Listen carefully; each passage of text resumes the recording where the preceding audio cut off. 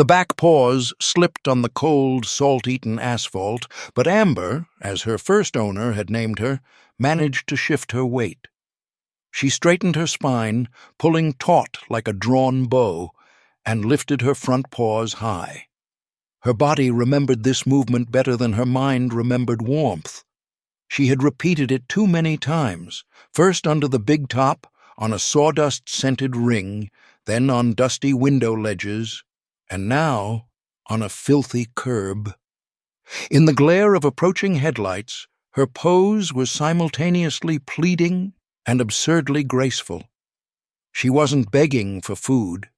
In her yellow eyes, filmed with a thin layer of exhaustion, something far more important than hunger was written. It was a desperate, silent attempt to tell the world, "I am special. I was needed. Look at me." Drivers speeding by barely noticed. Some, the most irritable, would have slammed on the brakes if she had hesitated. Others threw her a sympathetic but fleeting glance before pressing the gas pedal. Most didn't notice at all, seeing her as just another ginger shadow flickering on the boundary of light and darkness. Amber dropped her paws. The performance time was over. The red traffic signal turned green, and the stream of cars surged forward again, washing over her in a wave of cold, damp air. A fine, miserable November drizzle penetrated her matted fur, chilling her skin. The nasty sensation made her want to curl into a tight ball, to hide so no one could see her chin tremble. The cat moved behind a concrete pillar at the entrance to a long-closed appliance store. It smelled of damp cardboard and old motor oil here. The stench of gasoline and cigarette smoke from the road layered itself over the persistent humidity. Amber cautiously leaned her back against the icy, rough concrete base. She didn't feel pain. She didn't feel the cold. 3 months on the street had taught her not to feel anything unnecessary. She only felt a heavy ache in her chest, as if a stone were pressing her from the inside. It was the feeling of emptiness. Her owner's voice, which had once filled her small heart with warmth, now only came to her in dreams. "Good girl, Amber.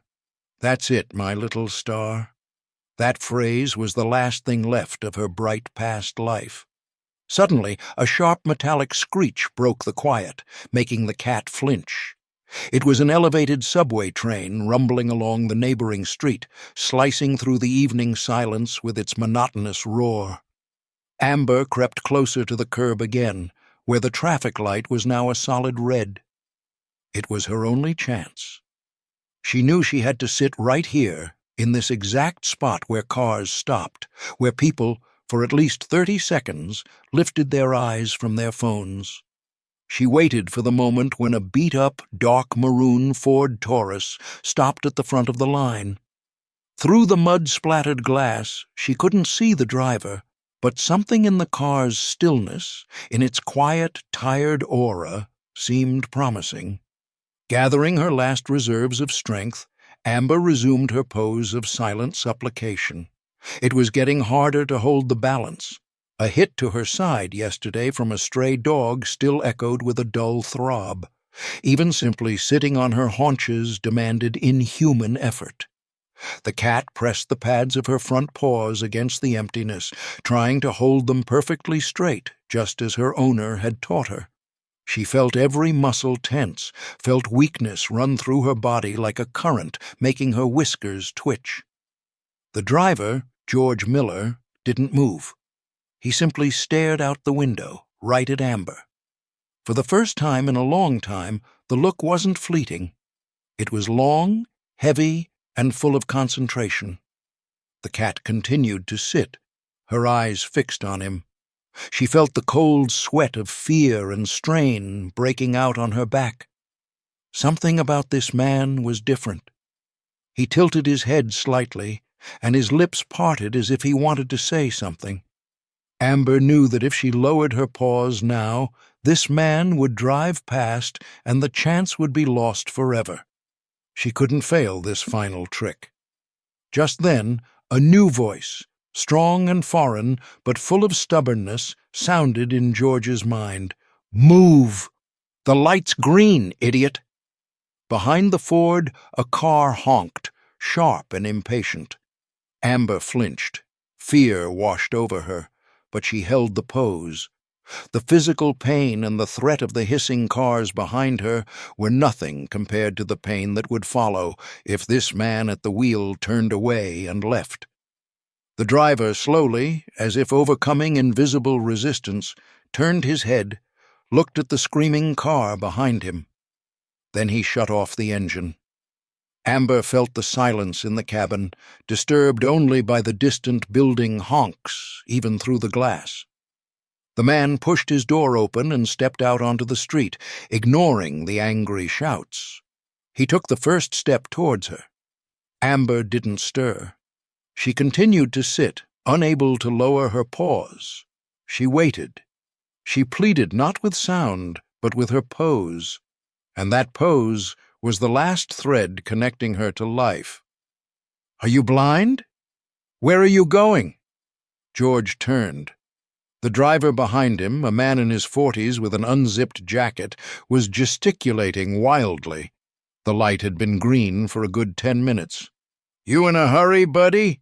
George's voice was clipped. "I'm in a hurry to get home. Just finished my shift and you're blocking the road. I'll call the cops. They'll ticket you for creating an unsafe driving situation." George waved his hand, showing he didn't care, and knelt down by the curb again. His back responded with a protesting crunch, but the man paid no attention. All his focus was on the cat. The cat hadn't moved. She lowered her front paws, but she still sat, her back arched, looking up at him. In her yellow, incredibly intelligent eyes was a pure animal alertness. The man looked closer. Stray cats don't sit like that. They don't balance on their haunches while raising their paws. It was a movement taught by a human, requiring patience and long training. It was a trick. She had been taught. At some point, she was needed. The thought hit his chest with unexpected force. He saw someone's hope, albeit a small, feline hope, discarded onto the cold, dirty asphalt.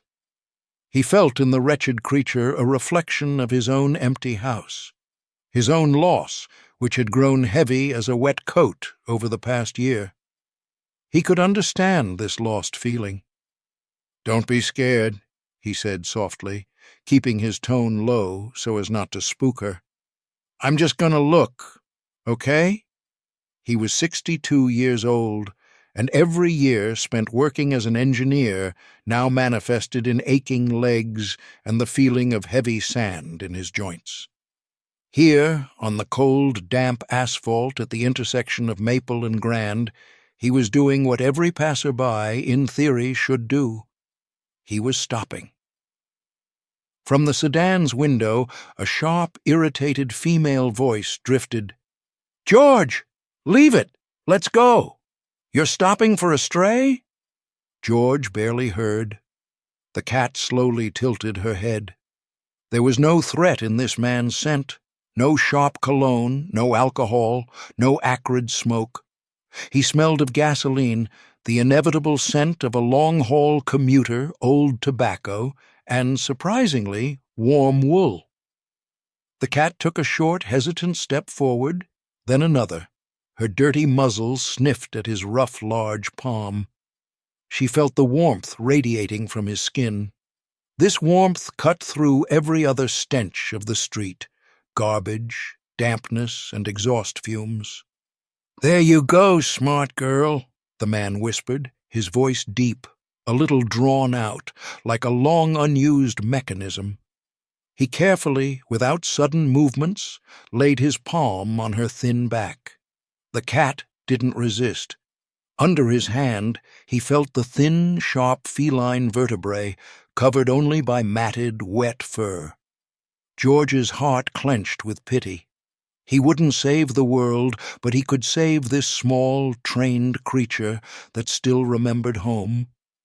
In that moment, Responsibility, like a heavy but necessary burden, pierced him from head to toe. He cautiously lifted the cat with one hand under her front legs and the other supporting her from below. She was weightless. This was not an animal.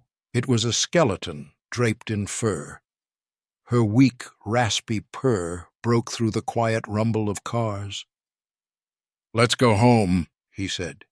"You're not a star anymore. You don't have to perform tricks." He walked to his Ford, opened the passenger door, and gently set the cat on the old, worn seat. Before getting in himself, he glanced quickly back at the spot where he had just stood. The curb was empty. Amber pressed herself against the old, worn seat, feeling the metal vibrate beneath her. Strange. This is wrong. The street was harsh and cold, smelling of wet earth and garbage, but here, in the car, an unfamiliar, frightening comfort enveloped her. And that smell, a mix of gasoline, old vinyl, and human loneliness, it was the scent she had known in her first home. Only there, it had been richer, thicker, mixed with the smell of sawdust and boiled chicken. She didn't move. Her eyes were narrowed, but her hearing was strained to the limit. She caught every tiny rustle, the squeak of a shoe on the pedal, the swish of an old jacket, the heavy, measured breathing of the man beside her. She was incredibly scared. The street had taught her that kindness was a trap. The person who feeds you today might kick you tomorrow, but he hadn't kicked her. He had simply knelt in the dirt. The man beside her felt enormous. His wrists, resting on the steering wheel, were thick. Veins stood out beneath the skin like autumn rivers. He didn't speak. He just drove, slowly, struggling to shift gears. They drove for a long time, and Amber felt the heaviness in her paws, the stiffness from tension, gradually recede. She wanted to collapse and stretch out, but instinct commanded her to sit, coiled in a tight ball, ready to spring. Suddenly, the car stopped, and it became quiet, so quiet that she could hear a distant dog bark, punctuated by the rustle of autumn leaves driven by the wind across the asphalt. The door opened, and George got out. Then he opened her door. "All right, out you go, little star. We're here." His voice held no threat, but was a little hoarse with tension. He held out his hand to her. "No, I can't leave. I don't know what comes next." The thought was sharp as a splinter. She wanted to bolt and run away, back to the familiar, albeit hungry, cold, which was at least predictable, but he blocked her path. "Hey, come on." The man carefully took her under the belly. In that moment, when his rough palm touched her matted fur, Amber felt not fear, but weakness. She was too exhausted to resist. Her back sagged with fatigue, and she allowed him to lift her. George carried her down a hallway that smelled of dust and old wood. He opened a door, and Amber found herself in an apartment. First thought, warmth. Second, emptiness. The apartment was clean, but rigidly frozen in the past. The furniture stood straight, but it felt as if it hadn't been used in a long time. This place also smelled of loneliness, but it was clean, not dirty like the street. George set her on the floor. Amber immediately pressed herself against the warm, polished linoleum. She wanted to eat. Hunger was a burning sensation beneath her ribs. "Stay right there. I'll find something." He disappeared into the kitchen. Amber stayed alone. She looked around. On the old hutch stood a photograph, a man and a woman smiling. And in the man she recognized her rescuer. Her eyes shone, not with tears, but with an instinctive realization. He wasn't alone, and now he is. Just then, George returned with a saucer. It contained something white. Amber didn't remember the smell of milk. She remembered the smell of chicken, but this scent was also alive, nutritious. The man sat down next to her, not touching her. "Here, Eat. I know how much it hurts, he stumbled. When you lose everything. Amber didn't hesitate. She lunged for the milk, lapping it greedily until the cold liquid began to burn her throat. She ate without lifting her eyes, afraid it would be taken away. George, watching her eat, felt the tension leave his hands. It was a small but significant act of care. He didn't know her name, nor what to do with her next. He only knew one thing. For the first time in many months, he felt himself not a spectator, but a participant in someone's life. And it was a good feeling. He sat and waited for the cat to finish, perfectly understanding that his life was about to change. The smell of hot, almost scalding water and the sharp bitterness of basic soap hit Amber's nose, making her gasp. She resisted desperately, hissed, and tried to clutch her claws onto anything to escape the sticky, slippery grip of the enormous, calloused hands. She didn't remember being washed. Water was an enemy. Panic rolled over her, starting from the tips of her ears and running to her tail. "Shh! Quiet now." George's voice was low and patient. "Just bear with it, little star. It has to be done." He held her firmly, but didn't hurt her. He simply, stubbornly, step by step, washed 3 months of street dirt, oil, and caked mud from her fur. The water running off her body was dark brown. When it was all finished, the man wrapped Amber in a large, slightly stiff terry cloth towel that smelled of mothballs and clean dryness. The sensation was foreign. The biting cold had been replaced by an almost unbearable warmth. George carefully and thoroughly dried her, his fingers probing through the matted clumps. Beneath the layer of grime emerged beautiful, thick ginger and white fur. "Well, now that's a different story," he said with satisfaction. "Now you look like a star." Amber, exhausted by the struggle and the warmth, lay still.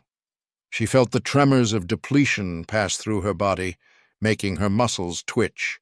She was in the bathroom, which smelled of scouring powder and dampness, and George released her onto the floor. He showed her a litter box he'd retrieved from a closet, but the cat walked past it indifferently. She was only interested in one thing now, a hiding place. She found it behind the old sofa in the living room. It was semi-dark there, with the heavy scent of old upholstery and a feeling of relative safety. It was just past midnight.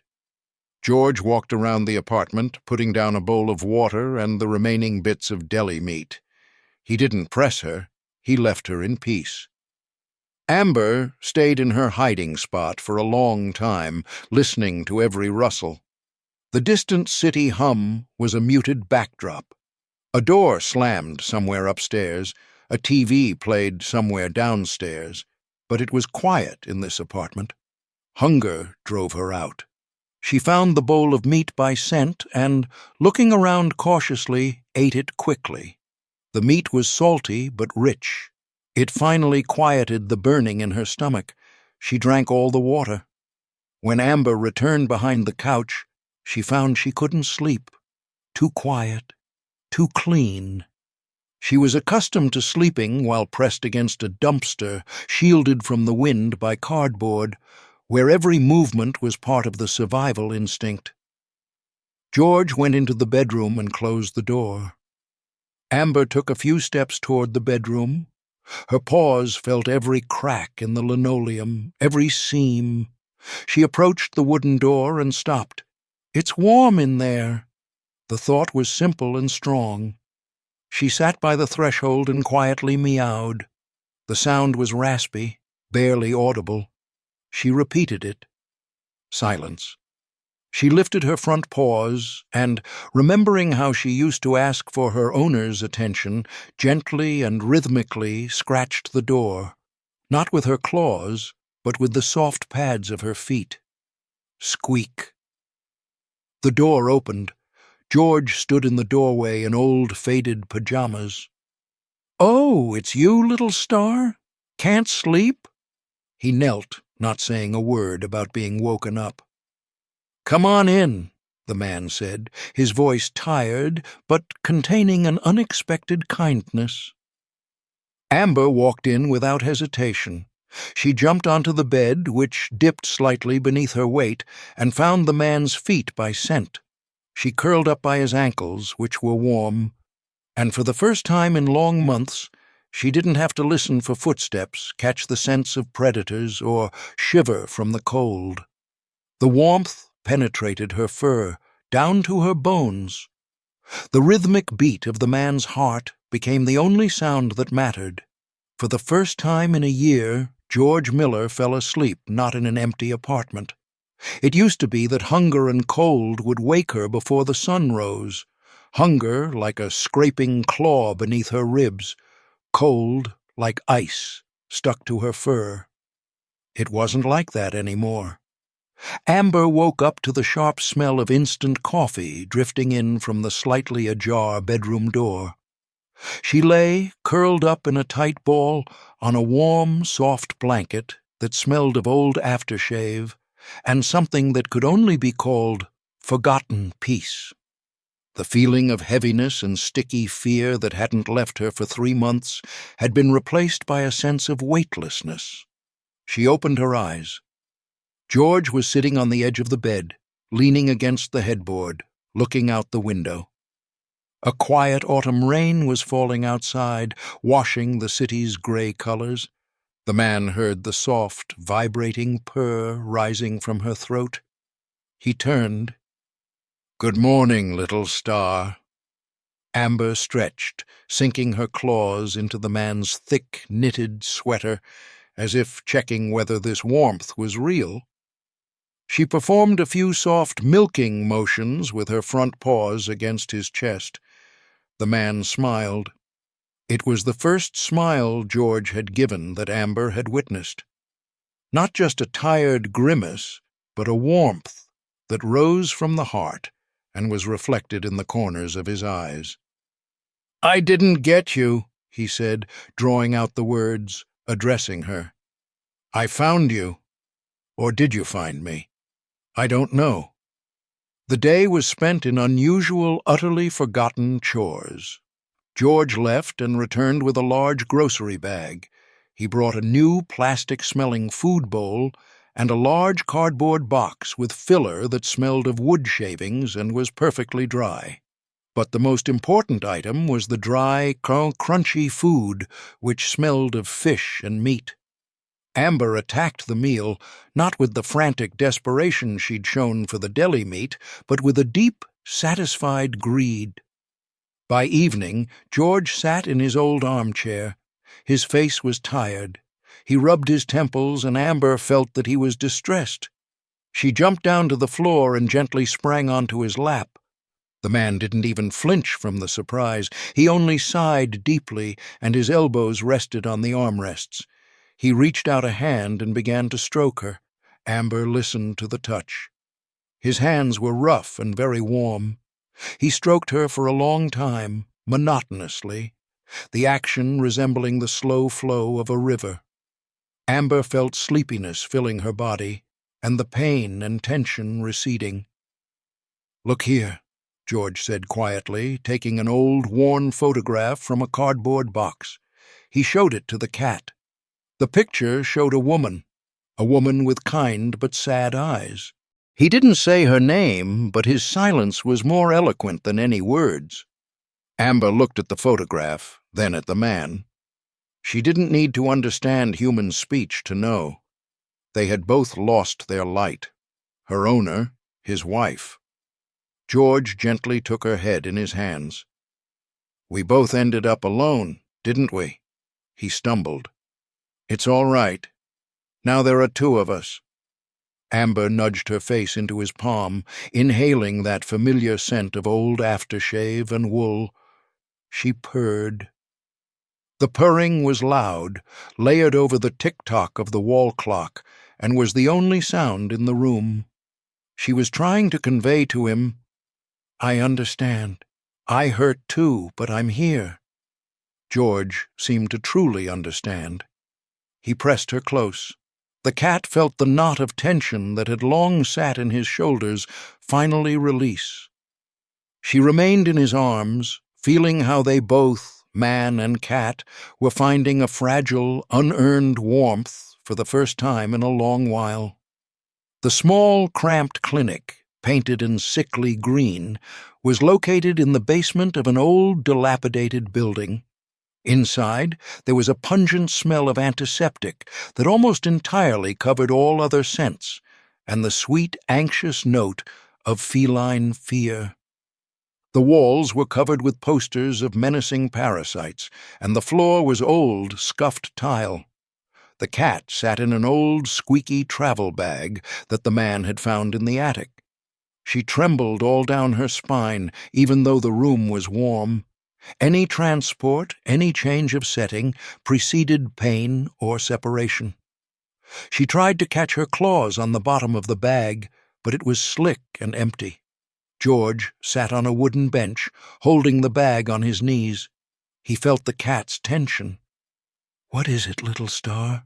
he whispered, rubbing the knuckles of his hand on the bag. "It'll be okay." Her fur stood on end from the smell of other animals, but she was silent. Finally, his name was called. George entered the room. A young but very strict female veterinarian, Dr. Helen Strauss, sat behind a desk in a clean white coat smelling of alcohol. "Hello. What do we have?" Dr. Strauss immediately took the bag and lifted the cat out. The cat instinctively tried to pull away, but the woman's hands were quick and strong. The cat found herself on the cold, metallic surface of the examination table. The pads of her paws instantly stuck to the smooth metal. "Wow, what a beautiful ginger," Dr. Strauss said, examining her. "How old is she? 2 or 3 years, maybe?" "I don't know. I picked her up last night on Maple Street." The doctor frowned. She palpated the abdomen and checked the mouth. "Severe emaciation, as you can see, but the coat is good. Fleas, worms, conjunctivitis is starting." She looked at George. "How long has she been on the street?" 3 months. I think so, yes." The vet took a step back, crossing her arms over her chest, and watched closely as the cat lay on the table. The cat, instead of thrashing, lay like a marble ingot, her neck slightly arched, and looked at the doctor not with fear, but with guarded submission. Let's see." The doctor took a small, half-chewed cat treat from her pocket. The cat reacted instantly. She sprang onto all 4 paws, made a small circle on the table, and, stopping, tapped the tip of her nose against the vet's palm without touching the food itself. It wasn't an instinct. It was a clearly rehearsed bow. Then, as if waiting for a command, she neatly sat on her haunches, wrapping her tail around her paws. "See? I told you," Dr. Strauss beamed. "She's trained. She doesn't just sit. She poses and waits for permission to take the food.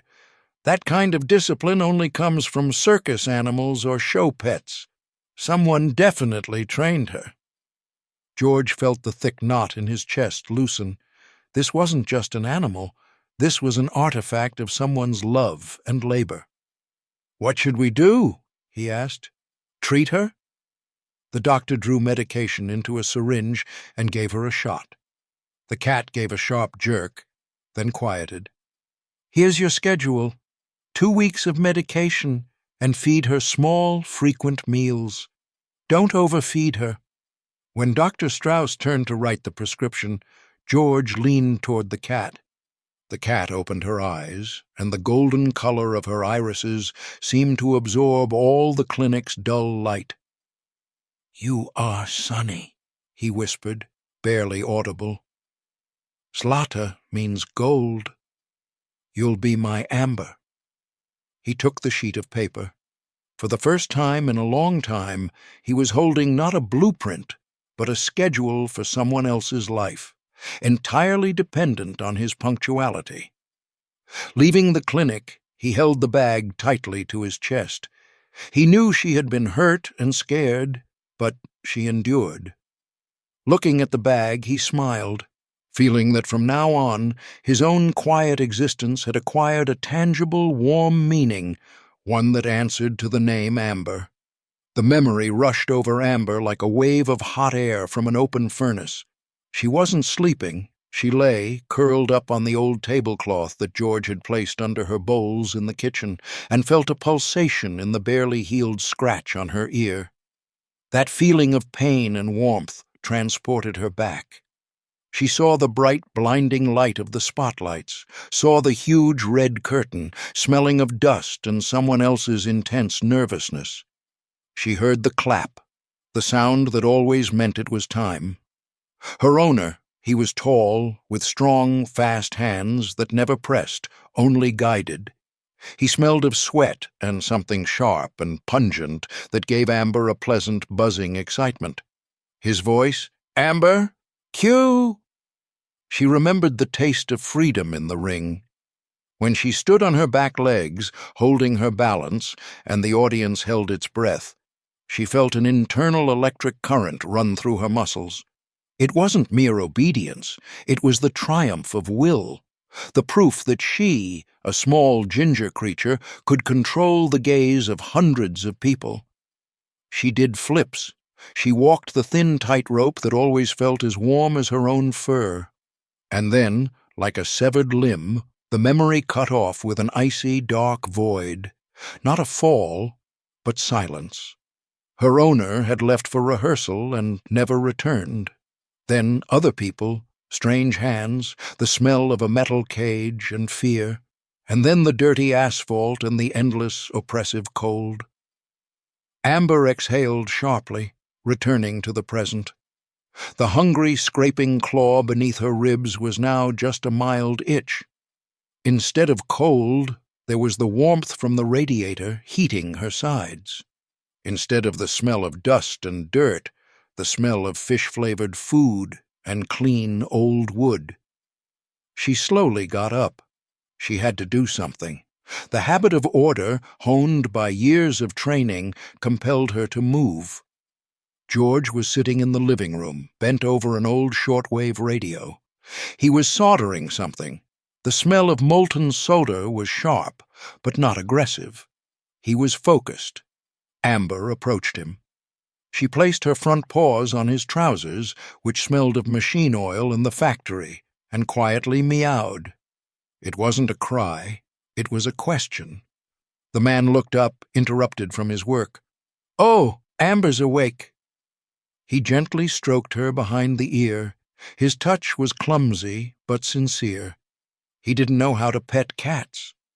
He stroked her as he would a wooden box, evenly from top to bottom, without unnecessary softness, but with attention. Amber waited for him to finish. Then she moved back about 3 feet, stood on her hind legs as she had at the intersection, and softly, rhythmically shifted her front paws in the air, taking a step forward and then a step back. Perfect circus balance. George froze. The soldering iron cooled in his hand. "Oh, you are a star." He was amazed again. "You really are special." He stood up, and Amber, obeying habit, abruptly jumped onto his shoulder. She always did this when her owner finished a trick. It was a trust test, to hold on to his shoulder while he walked, not to fall. George grunted, swayed, but remembering his factory habit of maintaining balance while moving heavy loads, he quickly straightened up. He didn't take her off. He simply walked with her on his shoulder into the bathroom to wash his hands. I get it. His work isn't tricks. His tricks are his life, Amber realized. She no longer doubted. This man understood her language, the language of body and tricks. He looked in the mirror, and Amber saw him look at both of them, a gray-haired, tired man in a greasy shirt and a ginger cat on his shoulder. Something lit up in his eyes. "All right, Amber," he said, addressing their reflection. "You're the star, And now I'm your manager. Time to feed you." Amber's life transformed into a cycle of 4 clear, stable actions, each layered upon George's routine. This new routine was slow, deliberate, and incredibly reliable. Morning, waking up to the smell of heated metal and freshly brewed tea. George decided Amber didn't like coffee. The cat jumped off the bed and waited for the man to brush his teeth, then followed him to the kitchen, where she received her first strictly measured portion of dry food. Treatment. Immediately after eating came the mandatory unpleasant procedure. George, grunting, pinned her to his knees, and she endured the daily stinging of eye drops and the bitter aftertaste of the pill he managed to shove straight into her mouth. Amber resisted weakly. She knew that a reward followed, a short but very gentle petting. Solitude. George left for the factory. A heavy, empty time began. Silence, broken only by the tick-tock of the wall clock. Amber slept. She always chose the warmest spot, either the old armchair where he sat in the evening or the sunlit rectangle of light on the windowsill if the sun peeked out. Evening, the man's return. The recognizable stair-by-stair creak on the landing always warned her of his arrival. Amber met him at the door, and he never forgot to scratch her behind the ear before removing his boots. The evening ended with the warm, soft blanket, the TV always tuned to the news, and long, monotonous stroking. On the 10th day of the routine, Amber did something she hadn't done before. She started to play.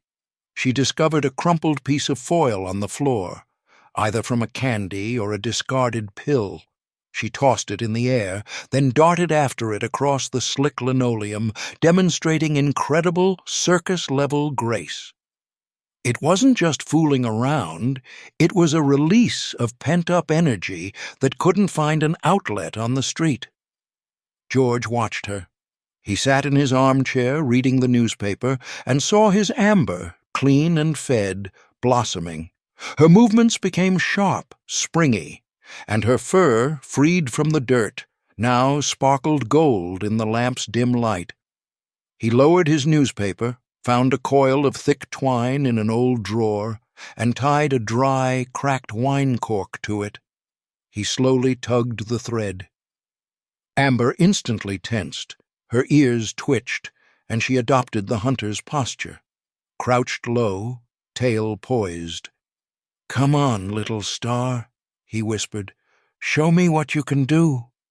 Instead of just pouncing, Amber executed a quick double jump with a spin, as if avoiding an obstacle, and with her paw, precisely like a pianist hitting a key, batted the cork.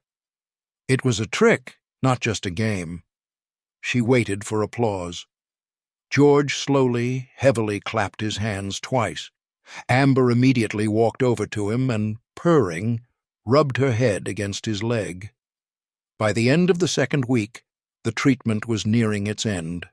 The drops were no longer needed. The cat had gained weight, and her thin, sharp vertebrae were now covered with a soft layer of fat and thick fur. She no longer looked like a hunted animal. One evening, while George was sitting in the kitchen drinking tea, he gently tapped the table with his spoon, 3 short, rhythmic taps. Amber, who was sitting in the corner, immediately jumped up, ran to him, and, without waiting for a command, stood on her hind legs. The man started from the surprise and the realization. It was a musical signal, a circus command. She remembered, and she trusted him. "Thank you, Amber," he whispered, and his voice held genuine, deep respect. "Thank you for being here." He offered her a small piece of boiled chicken. It was a true reward that concluded their 2-week cycle and began something new and more enduring. "So, Amber, look who's come to visit." George sat at the kitchen table, which had a clean, small checkered tablecloth on it for a month now. Dinner had long been finished. He held out a piece of boiled chicken to the cat, which he had specifically saved as the highest reward. Amber sat on her hind legs, perfectly straight like a figurine. She didn't lunge for the food. She waited, waiting for his permission word. This circus discipline didn't irritate George. On the contrary, it had become an unwavering anchor in his new, quiet existence. "Take it, little star. You earned it." The cat carefully took the chicken, not touching his fingers, and immediately began to chew, closing her eyes in pleasure. "And you know, I keep thinking," George began, pushing his teacup away. His voice was quiet, a little raspy, as it often was after a whole day of silence. "I keep thinking how you ended up like that. A circus cat. That's not just a month of work to set up tricks like that. It's like a profession." He didn't wait for an answer. He started talking to Amber not out of eccentricity, but from the irresistible habit of conversation that remained with him after his wife had passed. "I had a profession for 30 years, too, you know. Design engineer at the plant. Do you know what a designer does?" He smiled faintly. "It's when you invent a part that no one has made before you, and then you see it in metal. You see how it works. Perfectly." He tapped his finger on the table. "That was my trick. My main flip." Amber finished eating, licked every millimeter of her whiskers, and raised her golden eyes to him. They didn't hold understanding of the words, but they held a focus that always signaled attention. "Your owner? He must have been a good person," the man continued. His gaze wandered somewhere past the wall. "Otherwise, you wouldn't be this way. You're purebred, Amber. It's clear that they treated you with soul. They didn't just feed you, they developed you." He slowly got up, walked to the old dusty china cabinet in the corner, and opened the door. The cabinet smelled of old newspapers and the forgotten scent of dried herbs. He took a small carved wooden box from the back corner. "These were Clara's things, my wife's." He returned to the table, sat down, and placed the box in front of him. "She didn't exactly leave. She disappeared, not literally. She passed away a year and a half ago, quick, like a snap. Heart failure." He didn't cry. His eyes were dry, but so much weariness had gathered around them that it seemed tangible. "When she was gone, do you know what I did? I didn't turn on the TV. I didn't turn on the radio. I even tried not to breathe loudly, because every sound reminded me that she wasn't here to hear it." He clenched his fists. "I froze everything. The house, myself. I kept going to the factory, but it was like watching a movie about my own life." Amber, as if catching his profound sorrow, jumped onto the table. It was strictly forbidden, but now George didn't notice. She slowly, carefully approached the box. "In here," the man opened the box, "in here are her knitting needles. She was always knitting. Sweaters for me, socks. And here." He took out a small, tarnished pin. "She volunteered at an animal shelter. She always said, 'George, we have to save someone who can't save themselves.' And I was always at work." He spun the pin in his hand. A silhouette of a cat was engraved on it. "And then you came, trained, hungry, proud, just like her dream. She would have named you something beautiful right away, but I could only think of Little Star. The name Amber. It suits you, the color of your eyes, your fur. But for me, you're a reminder that you can still take responsibility, that you can climb out of this fog." Amber stretched her neck and carefully nudged her wet nose into his wrist. It was a touch of comfort, not a request for food, not a game. "I didn't just take you in, Little Star.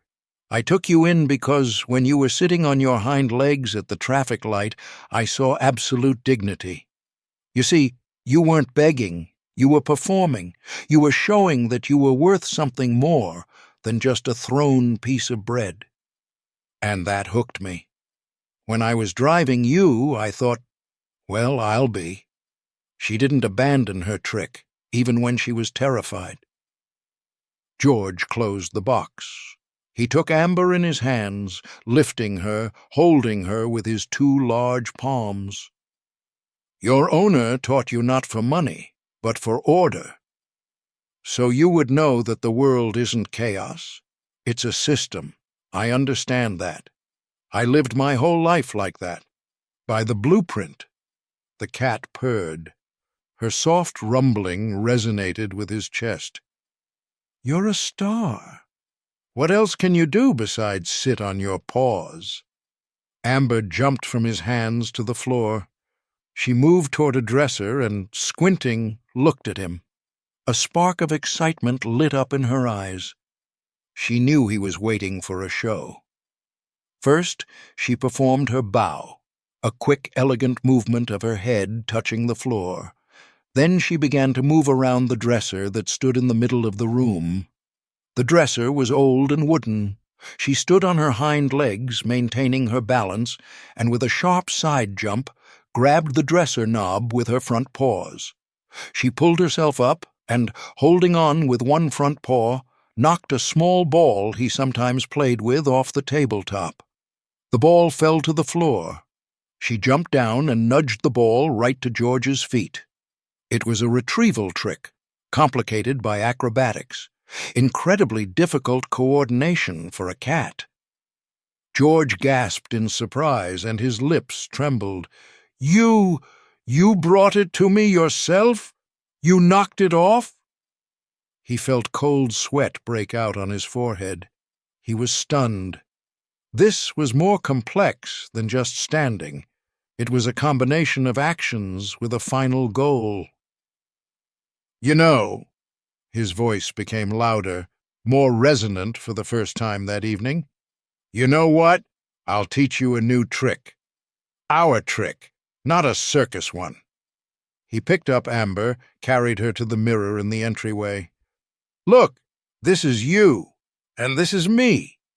He pointed to their reflection. And our trick will be called adjustment, and we have to do it every day. He held her tightly.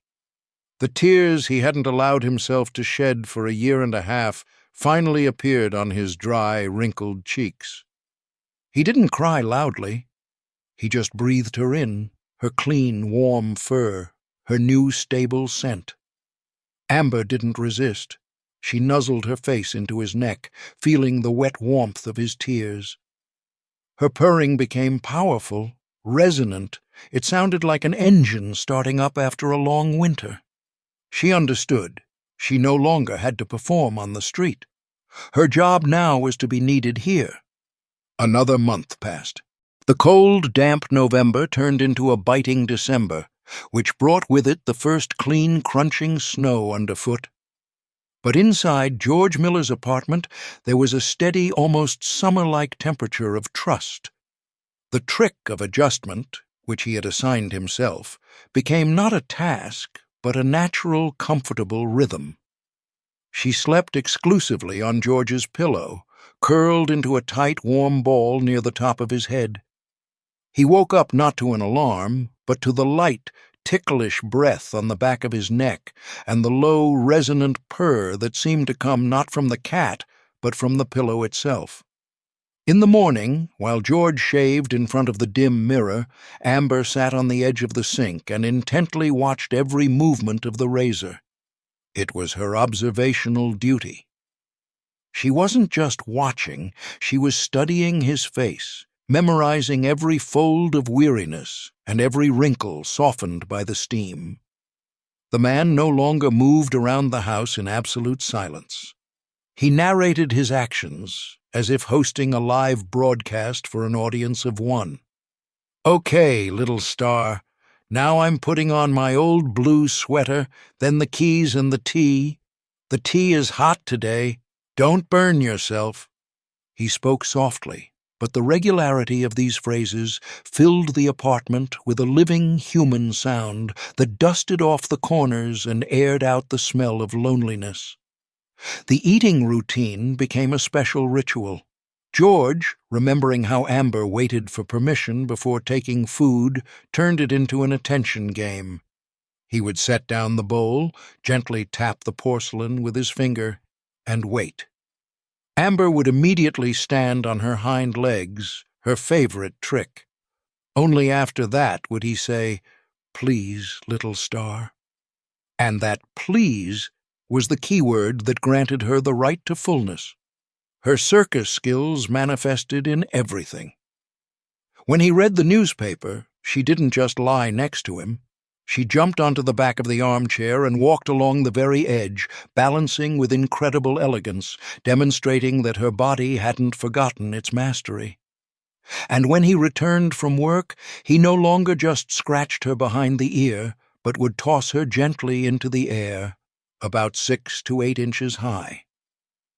Amber would catch the flight, spreading her paws and landing perfectly, without a single misstep. She stopped being a star in the sense of a discarded circus animal. She became a star in the sense of a value, a wonder that embellished his life. One evening, as they were both sitting in the living room, he repairing an old radio, she on his lap, the telephone rang. The sharp, unexpected sound cut through the silence and made Amber jump. George picked up the receiver. The voice on the other end was male, unfamiliar, and gravelly. "Is this George Miller? We're calling from the plant. About your matter." The man frowned. He had been retired for a month. His file was closed. "What matter?" "The blueprint you didn't manage to finalize last year. Console 4B. We need you to come in and confirm the calculations. There's an error, and we can't find it. We need your original sign-off." George gripped the receiver. His breathing became ragged. Blueprint, Console 4B. It was his swan song, his last, most complex project. He had left the factory without finishing it, sinking into grief after his wife's death, and now the factory, which seemed to have forgotten him, was asking for his help. "All right," he said, feeling a strange, almost forgotten excitement. "I'll be there tomorrow." He hung up. His hands trembled slightly. Amber, sensing his nervousness, pressed her face against his palm and began to purr intensely, as if trying to transfer some of her stability. "Hear that, Amber?" he whispered, looking at her reflection in the dark window. "My old trick is asking me to come back." He went to the closet, opened the old cabinet, and retrieved a heavy, vinyl-covered tube.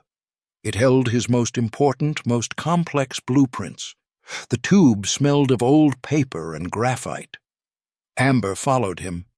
He unrolled the blueprint on the table. It was a labyrinth of lines and numbers, understandable only to him. But it was in these lines that Amber felt the same demand for order and precision that she had seen in the eyes of her first owner. "Here's the console." The man traced a line with his finger. "It has to be perfect, or the whole thing collapses." Amber slowly, stealthily circled the table, carefully studying the blueprint. Then she jumped onto the very edge of the table, walked to the spot where the man's finger had stopped, and nudged her nose against one of the calculations. George started.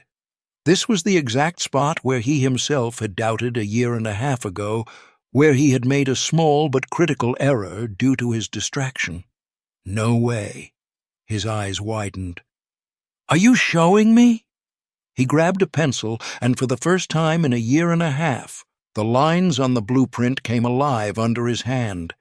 He made the correction, checked the calculations. Everything aligned perfectly.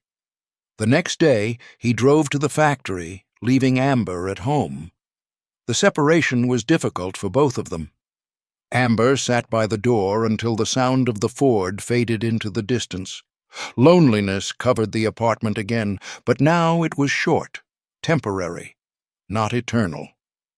At the factory, everything was as always: the hum of machines, the smell of grease, and the cold, bright light.